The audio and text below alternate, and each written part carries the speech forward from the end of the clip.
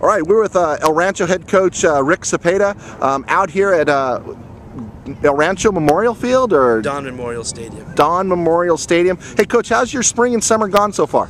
It's been great. I've been very pleased. The spring, we had about 75 kids come out for the spring football, and everybody got going, and so we were excited to get back out. When we got into the summer, our numbers fell a little bit. We were at 65. But like I said, we had a tough spring and we conditioned the kids a lot. Not going to be very big this year, so we figured we might as well be as strong and as conditioned as we can. So some of the kids didn't really buy into that, so that's why the numbers dropped a little bit. You know, last year the Del Rio League was just chaos. We called it the Sybil League. It just didn't make any sense. Yeah. Is that just something, and there's a lot of graduation, a lot of turnover this year, yeah. Is that just something you've come to expect in this league?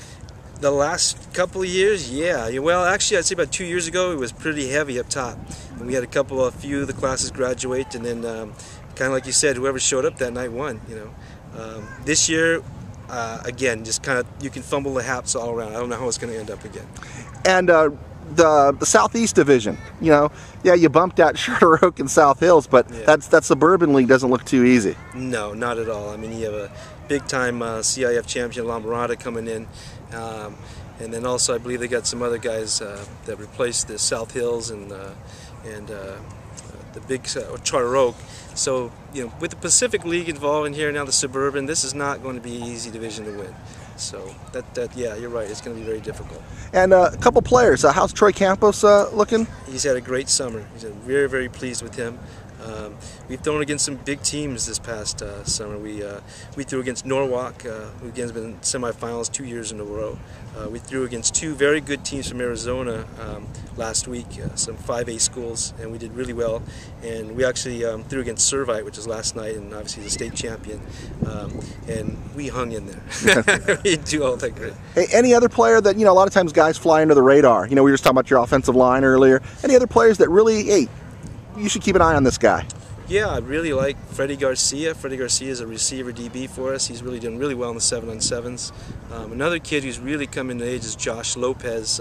He's, I want to say right now, hands down, probably our best football player. He'll start a defensive back and also some running back and also slot back.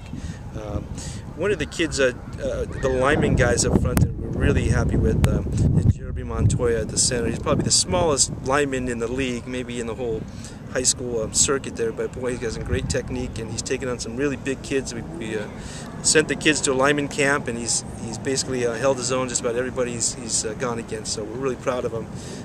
Also a kid by the name of Raul Orihuela. He really put a lot of big numbers in the weight room. He's one of our biggest kids, and he's also did really well this summer, so proud of him. Great, so all that talk, the ranch is back, right?